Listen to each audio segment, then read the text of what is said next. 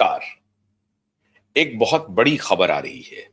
आपको मालूम होगा कि हमारे नेटवर्क ने हमेशा इस अभियान को चलाया था और उसका अब रिजल्ट धीरे-धीरे आना शुरू हो गया है। करोड़ों निवेशकों की लड़ाई हमारा नेटवर्क लगातार लड़ता रहा, लगातार।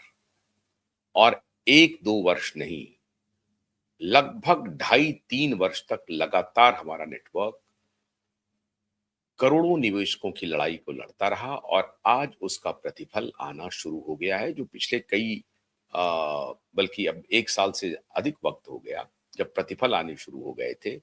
लेकिन शुरुआत में हुआ कि 10,000 रुपए का रिफंड होगा, फिर हुआ कि उसको बढ़ा करके 20,000 किया गया, फिर 50,000 किया गया, फिर 1 लाख, फिर 5 लाख और अब 10 लाख तक का आप रिफंड पा सकते हैं। सरकारी पोर्टल जो है, सहारा रिफंड पोर्टल जो है, इस पर आवेदन करके। अब कुछ लोग इस पर टीका टिप्पणी कर सकते हैं कि साहब हमने तो 50,000 का दिया था, हमें नहीं मिला। हमने तो 10,000 का दिया था, हमें नहीं मिला। ये 10 लाख का बोल रहा है। ये सब बयानबाजी चलती रहेगी। सच्चाई मित्रों ये है कि निवेशकों को पैसे लौटाए जा रहे हैं, चाहे जैसे भी हो। जो पैसे सहारा सेवी अकाउंट में डिपॉजिट है, उससे पैसे निकाल के या किसी अन्य तरीके से, वही एक तरीका होगा। सरकार अपने खजाने से तो पैसा देगी नहीं। सहारा सेवी के अकाउंट में जो पैसे हैं, उससे अभी 5,000 करोड़ रुपए का पहले वितरण हुआ और फिर 5,000 करोड़ रुपए की डिमांड हो गई है। तो 10,000 करोड़ के वितरण का तो सीधा-सीधा सरकार ने जिम्मेदारी ले ली। 10,000 करोड़ 10,000 करोड़ छोटा अमाउंट नहीं है। अब आप कहेंगे कि 1,38,000 करोड़ तो 1,18,000 करोड़ का तो बकाया है। बिल्कुल बकाया होगा, इसमें कोई शक नहीं है।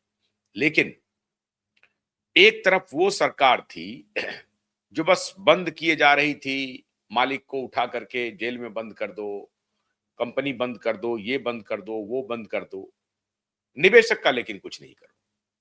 एक तरफ कम से कम ये सरकार है जो एक्शन भी कर रही है, लगातार इन्फोर्समेंट डायरेक्टरेट के की छापेमारी हो रही है। अभी 1-2 दिन पहले फिर दोबारा लखनऊ के सहारा शहर में, कपूरथला हाउस में, जो उनका हेडक्वार्टर है सहारा का, सब जगह छापेमारी हुई और इस बार उनको उन कागजातों को खंगालना था, जो कागजात जमीन से जुड़े हुए हों, प्रॉपर्टी से जुड़ा हुआ हो, कि कहां-कहां सहारा की प्रॉपर्टी है और कौन-कौन सी प्रॉपर्टी अभी बची हुई है। किस-किस प्रॉपर्टी को सहारा ने बेच दिया है। अगर बेचा है तो किसने बेचा है? कौन है उसका सिग्नेटरी? कौन है मालिक? इससे पता चलेगा कि जमीन का मालिकाना हक किसके पास था। क्या किसी इंडिविजुअल के नाम से जमीन है? किसी ट्रस्ट के नाम से जमीन है? किसी कंपनी के नाम से जमीन है? या किसी सोसाइटी के नाम से जमीन है? किस नाम से जमीन है? इसकी तहकीकात एनफोर्समेंट डायरेक्टरेट कर रही है। इसके लिए छापेमारी कर रही है। इसके अलावा अभी कई ऐसे बड़े लोग हैं सहारा के, जिसमें ओपी श्रीवास्तव हैं, अनिल अब्राहम हैं और भी कई लोग हैं जो जेल में हैं, जिन्हें बेल नहीं मिल रहा है। पूरी तरह से अपने तरफ से वो कोशिश कर रहे हैं कि उनको बेल मिल जाए, बेल नहीं मिल रहा है। अनिल अब्राहम को भी बेल नहीं मिला और ओपी श्रीवास्तव को भी बेल नहीं मिला और ये सभी बड़े अधिकारी हैं सहारा के। उन्हें बेल नहीं मिल रहा है। इसका मतलब है कि अदालत भी ये मान रही है कि प्रथम दृष्टया बेल का केस ये नहीं है। मतलब फौरन से पेशतर इन्हें बेल दे दिया जाए, ऐसा नहीं है। जबकि कानून के निगाह में बेल इज ए रूल और जेल इज एक्सेप्शन कहा जाता है। बेल एक रूल है, बेल आपका अधिकार है और जेल एक्सेप्शन है। जब आपके ऊपर मान लिया जाए कि आप अपराधी हैं, तो आप समझिए कि जेल है। इसका मतलब यह है अगर इन दोनों अधिकारियों का बेल रिजेक्ट हो रहा है बार-बार, तो इसका मतलब है कि ये मान के अदालत चल रही है कि ये जेल जाने के लायक मुकदमे के भागीदार हैं। मतलब जिस केस में इन्हें जेल जाना पड़ सकता है, उस तरह का अपराध इन्होंने किया है। अदालत इस बात से एक प्रकार से कन्विंस हो रही है कि इन लोगों ने जो अपराध किए हैं वो अपराध संज्ञेय हैं और वो उस अपराध में जेल अवश्यंभावी है। इसलिए प्रथम दृष्टया इनके बेल को रिजेक्ट किया जा रहा है। अगर इनका अपराध ऐसा होता कि नहीं, इनमें बेल भी मिल सकता है, बेल दिया जा सकता है, तो बेल इनको मिल गया होता, लेकिन बेल नहीं मिला। बेल नहीं मिला, वो जेल में हैं और उसके बाद ईडी की कार्रवाई रुकी नहीं है। ईडी की कार्रवाई लगातार चल रही है, लगातार एक के बाद एक कागजात निकाले जा रहे हैं। अब बहुत सारे लोग कहेंगे कि हाँ साहब, अभी तो पश्चिम बंगाल में चुनाव है, इसलिए 10 लाख तक का आंकड़ा इन्होंने कर दिया है। फिर उसके बाद कहेंगे कि यूपी का चुनाव है इसलिए कर दिया। इसके पहले किया था तो झारखंड का चुनाव है इसलिए कर दिया। फिर उसके बाद किया तो बिहार का चुनाव है। ये सब कोरी दलील, बकवास, इसका कोई महत्व नहीं है। कोई महत्व नहीं है। भारत में हर दिन कहीं न कहीं कोई न कोई चुनाव होते रहता है। इसका मतलब चुनाव के नजरिए से ये काम कर रही है। 5,000 करोड़ रुपए का वितरण हुआ या नहीं हुआ? फिर 5,000 करोड़ रुपए सहारा सेवी अकाउंट से रिलीज किए गए या नहीं किए गए? रिलीज किए गए। अब 5,000 करोड़ रुपए रिलीज किए गए, उसमें से अब अभी तक मान लीजिए 50,000 करोड़ रुपए की आप क्लेम कर सकते थे, 1 लाख करोड़ की कर सकते, 1 लाख रुपए की कर सकते थे, 50 लाख रुपए की कर सकते थे। अब आप 10 लाख रुपए का क्लेम कर सकते हैं। तो ये भी आदेश आ रहा है। तो सिर्फ ये कह देना कि नहीं नहीं, सरकार जहां जहां चुनाव होती है, चुनाव को ध्यान में रखते हुए इस तरह का शिगुफा छोड़ती है। शिगुफा नहीं छोड़ रही है सरकार। हमें जो जानकारी है अभी तक, वो कम से कम 5 से 7,000 करोड़ रुपए की अदायगी हो चुकी है और 2-3 हजार करोड़ रुपए ही अभी बचे हुए हैं जो नेक्स्ट किस्त है। और अगर ये 10,000 करोड़ रुपए स्मूथली उसका विभाजन हो जाता है, उसका वितरण हो जाता है, माफ कीजिएगा, वितरण हो जाता है, उसके बाद निश्चित रूप से सरकार कहेगी कि और 5,000 करोड़ रुपए रिलीज कीजिए और उनको उनको हम देते जा रहे हैं।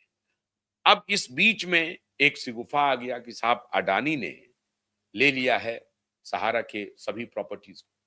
अभी अभी मित्रों हमें जानकारी मिली, अभी अभी की मैं बात बता रहा हूं, कि जो जेपी ग्रुप है, जिनका जिनका प्रॉपर्टी बहुत फंसा हुआ है, उनके पास भी प्रॉपर्टी का बैंक है, लैंड बैंक है, उसमें सुनने में आया है कि अडानी ने एक साथ जेपी के 5 बड़े होटल को अक्वायर कर लिया है।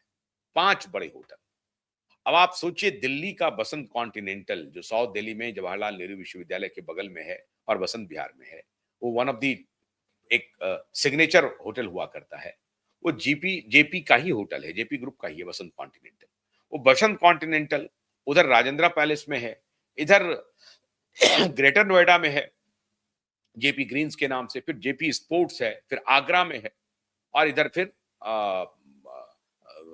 उत्तराखंड में है कहीं पर प्रॉपर्टी। ये 5 बड़े होटल को, जेपी के होटल्स थे, सबको अडानी ने टेक ओवर कर लिया है।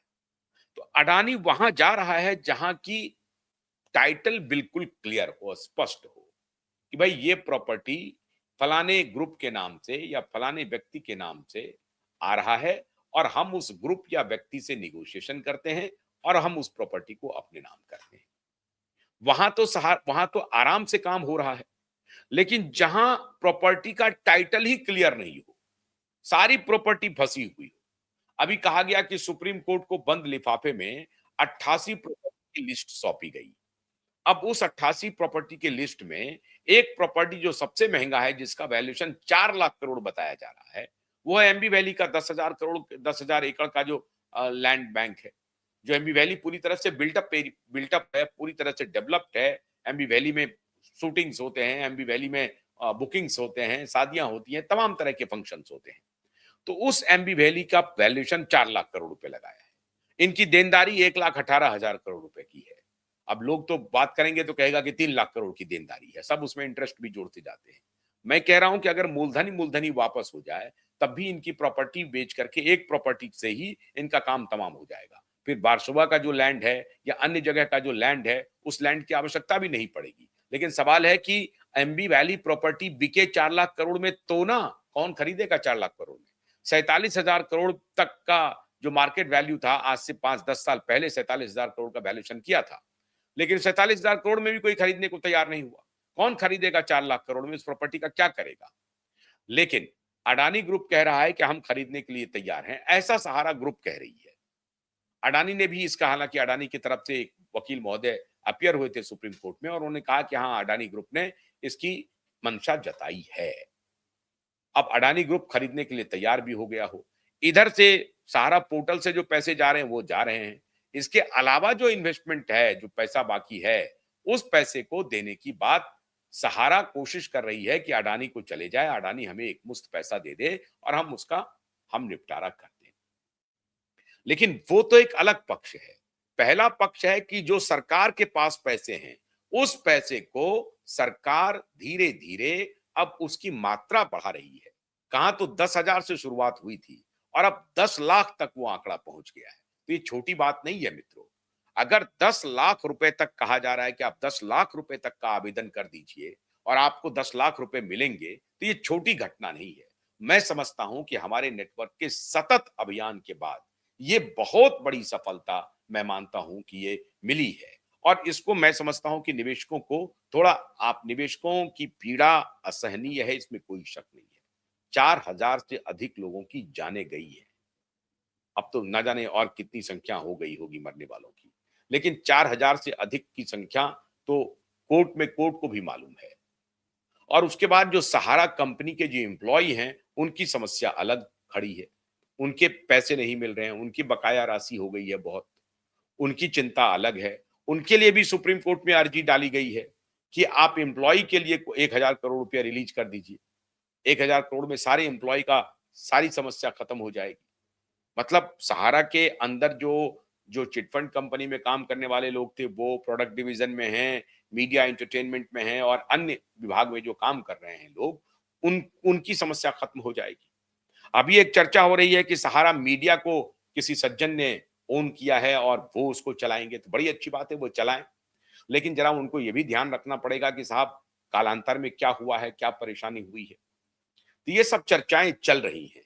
होगा क्या, कहना मुश्किल है, लेकिन इसमें कोई शक नहीं है कि सरकार, हमने जो अभियान चलाए थे, उस अभियान के बाद आज 10 लाख करोड़ रुपए लोगों 10 लाख रुपए लोगों को मिलने शुरू हुए हैं।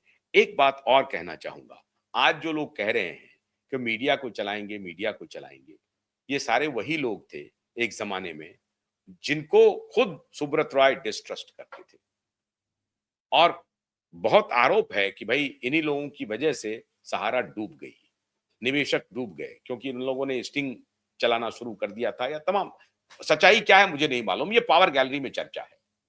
पावर गैलरी में चर्चा है कि जो लोग आज दावा कर रहे हैं कि वो मीडिया को चलाएंगे, मीडिया को चलाएंगे, वही लोग थे। वो पब्लिकली सुब्रत रॉय ने मीटिंग में कहा, भरी मीटिंग में कहा था कि भाई लोग हमसे पैसे उगाही कर रहे हैं, पैसे ले जाकर के जज को देने के नाम पर, जज को देने के नाम पर हमसे पैसे ले रहे हैं और कह रहे हैं कि ये ऑर्डर लिखा जाएगा और आखिर में 50 लाख रुपए भी लिए। ये वर्बेटम है सुब्रत रॉय की जुबानी, सुब्रत रॉय की जुबानी। भरी मीटिंग में सुब्रत रॉय कह रहे थे कि हमसे 50 लाख रुपए मांगे गए कि ये टाइपिस्ट को देना है और वो वहीं से ऑर्डर बदल जाएगा। अब पता चला कि जब ऑर्डर आया तो वही ऑर्डर था जो इनके खिलाफ था ऑर्डर, और वो पैसा भी चला गया। तो जिनकी तरफ इशारा किया जा रहा था वो मीटिंग में बैठे थे, मौजूद थे। जिनके नाम की तरफ इशारा कर रहे थे सुब्रत राय, वो भरी मीटिंग में मौजूद थे। अब ये कहा गया कि हम स्टिंग कर लिया गया, जज साहब के बेटे का स्टिंग कर लिया गया और वो भी कहा गया कि जस्टिस खेहर के बेटे का स्टिंग किया गया और सुब्रत राय को बताया गया कि चिंता मत कीजिए, हमने तो जस्टिस को ही अपने कब्जे में कर लिया है, हम पूरा वर्डिक्ट ही बदल देंगे। ये सब तिकड़म हुआ है और इन्हीं तिकड़मों की वजह से करोड़ों निवेशकों की जिंदगी खत्म हो गई। मालिक को तुष्ट करने के लिए, मालिक को संतुष्ट करने के लिए, मालिक को उसके तिकड़म में मदद करने के लिए करोड़ों निवेशकों को उन्होंने लात मार दिया, करोड़ों निवेशकों की जिंदगी तबाह कर दी। पत्रकारिता के नाम पर यह सब खेल हुआ। सबसे दुखद बात मित्रों यह है कि पत्रकारिता के नाम पर खेल हुआ, कि वो पत्रकार बन करके थे, पत्रकार की भेष में थे और आज भी बड़ी बड़ी निर्लज्जता से पूरे समाज में आकर के तन करके खड़े होकर के कह रहे हैं कि मैं शान से चलाऊंगा। इस तरह की चर्चा कर रहे हैं। मालिक को कह रहे थे कि आप चिंता मत कीजिए, मैं तो इनकम टैक्स को पकड़ लूंगा, इनकम टैक्स को दबोच लूंगा, मैं जुडिशरी को दबोच लूंगा, मैं जुडिशरी को ऐसे कर दूंगा। ब्लैकमेल किया गया, जुडिशरी को नाराज किया गया, जुडिशरी को परेशान किया गया और उसका प्रतिफल यह हुआ कि सुब्रत राय को मति भ्रम हो गया कि हाँ भाई, हमारे पास तो फलाने फलाने लोग हैं, ये तो जुडिशरी को मैनेज कर लेंगे, हम निकल जाएंगे, पैसा देंगे, 500 करोड़ ले लो। जहां हजारों करोड़ रुपए की उगाही है, वहां 500 करोड़ कोर्ट में फेंक देंगे। लोग उनसे करोड़ों रुपए वसूलते रहे और निवेशकों की जिंदगी तबाह होती रही। यह है इस देश की सच्चाई। और हैरानी की बात यह है कि पावर गैलरी में सारे लोग सम्मानित होकर के घूम रहे हैं, इज्जत के साथ घूम रहे हैं। तो निवेशकों को चाक चौबंद होना पड़ेगा। निवेशकों को आंख कान खोल करके देखना पड़ेगा। उन लोगों को पहचानना पड़ेगा जो लोग धूर्तता के साथ पूरी कंपनी को डुबा दिया, पूरी कंपनी को तबाह कर दिया। आज कंपनी में कोई नाम लेने वाला नहीं है, खत्म हो गया।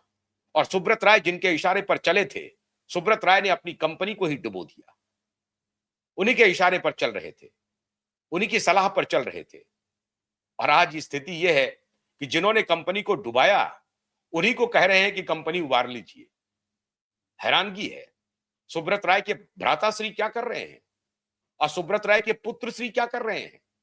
क्या कर रहे हैं सुब्रत राय के पुत्र श्री? जिन्होंने डुबोया उनको कह रहे हैं उबार लो।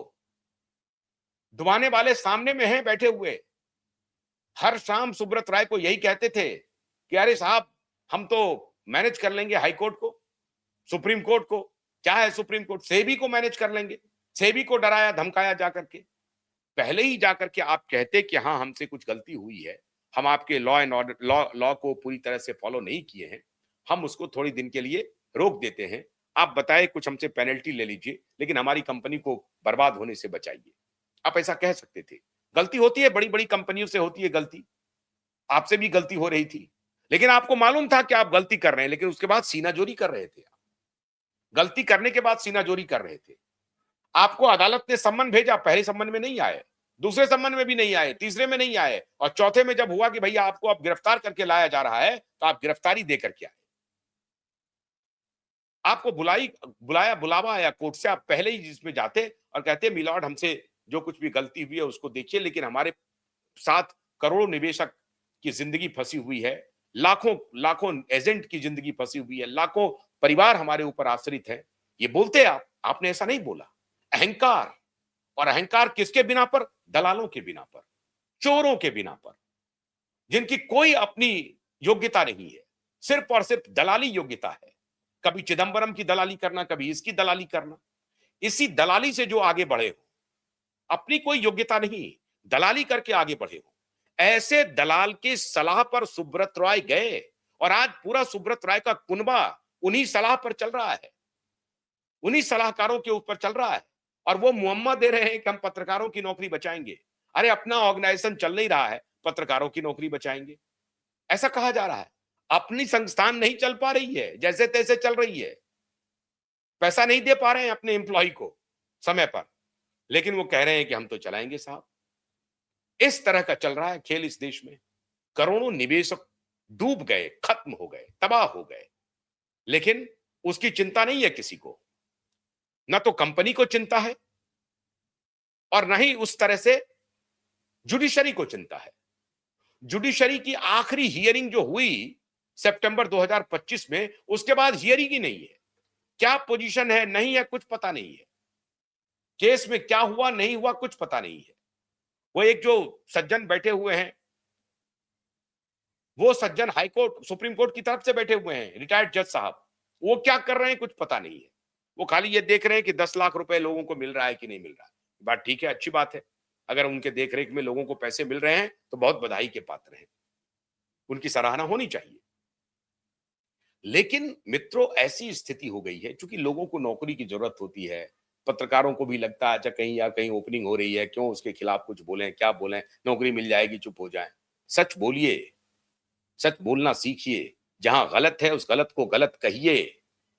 इन्हीं लोगों ने कंपनी को डुबोया, इन्हीं लोगों ने कंपनी को तबाह किया। Sahara was full of cheat, Sahara company was having full of cheat, fraud, fraudster. इन्हें निवेशकों की चिंता नहीं थी, इन्हें ये खुद अय्यासी में लगे हुए थे, वरना ये नौबत नहीं होती। भारतीय रेल के बाद सबसे बड़ा एम्प्लॉयमेंट देने वाली कंपनी बनी थी। आप कल्पना कीजिए, अगर थोड़ी सी सदा सहता के साथ, थोड़े से होशियारी के साथ, बिजनेस एक्यूमेन के साथ ये कंपनी आगे बढ़ी होती, तो आज ये कंपनी क्या करती, क्या गुल खिलाती, कितना बढ़िया काम होता। फाइनेंशियल इंक्लूजन का शानदार काम कर रहे थे ये, बैंकिंग का लाइसेंस आज इनको मिल गया होता, नहीं किया। क्यों? क्योंकि फ्रॉडस्टर, दलाल, घटिया तुच्छ कोटि के लोगों को प्रबंधन में लाना, घटिया लोगों को शीर्ष पर बिठाना, घटिया लोगों की सलाह में चलना, ये सहारा एक टेस्ट केस है। सहारा को अगर आपको जज करना है तो सहारा के ऊपर शोध शुरू कीजिए, एक एक व्यक्ति पर शुरू कीजिए, उसके व्यक्तित्व पर शुरू कीजिए, आपको पता चल जाएगा कि ये सहारा डूबा कैसे, आज लाखों करोड़ों लोग जो सड़क पर हैं उसके पीछे कौन है। और मुझे हैरानी है, वो कहते हैं ना, वो महाभारत का एक जिक्र होता है जिसमें महाभारत जब खत्म हो जाता है तो कुंती युद्ध भूमि में पहुंचती है, लाशें ही लाशें हैं चारों तरफ, भूख लगी है कुंती को। तो बहुत दूर एक अमरूद का पेड़ है, उसमें एक अमरूद टंगा हुआ है, लेकिन अब उसको तोड़े कैसे। लाश के ऊपर लाश रख करके कुंती ने वो फल तोड़ा। यही होती है साहब। तो लाशों पर एक प्रकार से एक एक एक एक कॉरपोरेट कंपनी, एक बड़ी कंपनी जो फाइनेंशियल इंक्लूजन का मिसाल है, जो मोहम्मद यूनुस ने किया था वहां पर, हालांकि वो तो दलाल है, अमेरिका का स्टूज है, लेकिन मोहम्मद यूनुस से ज्यादा छोटे छोटे निवेशकों को जब बैंक में खाते नहीं मिलते थे, खुलते थे, वैसे लोगों को, पान वालों को, रेड़ी वालों को, भीख मांगने वालों को भी सहारा ने अकाउंट खोल करके दिया और वो पैसा देन लेन शुरू हुआ। बहुत लोगों को लाभ भी मिला, बहुत को नुकसान भी हुआ। जब कंपनी बड़ी होती है तो कई बार माल फंक्शंस देखने को मिलते हैं, गड़बड़ियां मिलती हैं, फाइनेंशियल गड़बड़ियां भी होंगी, चेक एंड बैलेंसेस करने पड़ते हैं, लेकिन उस सब के लिए जरूरी है एक कॉम्पिटेंट, ट्रांसपेरेंट टीम की जरूरत है और ऑनेस्ट टीम की जरूरत है, जो लायबल हो कंपनी के प्रति, जो लायबल हो निवेशकों के प्रति। उसके प्रति नहीं, आज भी वही गलती कर रहा है, आज भी ये ऑर्गेनाइजेशन वही गलती कर रहा है। दलालों, बेईमानों, भ्रष्टाचारियों के हाथों में दे रहा है, देने की कोशिश कर रहा है, पता नहीं दे रहा है कि नहीं दे रहा है, भगवान जाने, लेकिन ऐसी सोच कर रख सकता है। क्योंकि क्योंकि उनका उनका मिजाज वही है, उनका विचार वही है। और उसके बाद अमित शाह को गाली देंगे, मोदी को गाली देंगे, निवेशक को भी भड़का दिए हैं कि अमित शाह और मोदी कर रहे हैं, क्योंकि उसमें बहुत सारे वर्ग का पैसा लगा हुआ है, समाजवादियों का बहुत पैसा लगा हुआ है, तो वो अमित शाह और मोदी के खिलाफ तो हमेशा खड़े हो जाएंगे। अरे अमित शाह, मोदी ने कम से कम ये तो किया है कि चलो पैसे लेकर के, पैसे मिल तो रहे हैं, छोटे छोटे निवेशकों को पैसे मिल रहे हैं, 7,000 करोड़ रुपए की अदायगी हो गई है, 10,000 करोड़ की अदायगी होगी, और जो पैसे सहारा से भी अकाउंट में है उसकी अदायगी तो होगी ही होगी। अगर 25,000 करोड़ है तो 25,000 करोड़ की अदायगी होगी ही होगी, ये पक्का मान के चलिए, होगी ना। 25,000 करोड़ रुपए तो दिए ना सरकार ने। अब लोग कह रहे हैं कि 1,18,000 करोड़ है, 1,20,000 करोड़ है, अब वो कैलकुलेशन होगा। अब अगर साहब अदानी जैसी कंपनी अक्वायर करती है, पैसा देती है, तो वो भी मिलेगा, निवेशकों का पैसा मिलेगा, लेकिन जरूर। लेकिन कृतित्व तो देखिए, यही चल रहा है कंपनी का। तो ये अच्छी खबर है कि 10 लाख रुपए का आप क्लेम कर सकते हैं, आवेदन कर सकते हैं, 10 लाख रुपए आपको मिल सकते हैं। बहुत बहुत शुक्रिया, नमस्कार।